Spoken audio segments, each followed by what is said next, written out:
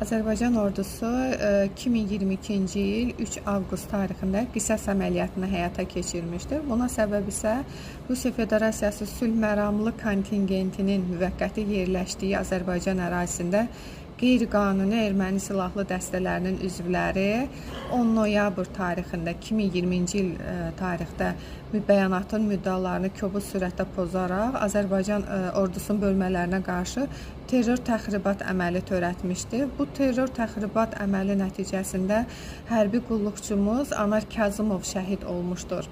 Azərbaycan ordusunun bölmələrinin keçirdiyi qisas cavab əməliyyatı nəticəsində Qırqız yüksəkliyi, o cümlədən Qarabağ silsiləsi boyu Sarıbaba və digər əhəmiyyətli hakim yüksəkliklər nəzarətə götürülmüşdür.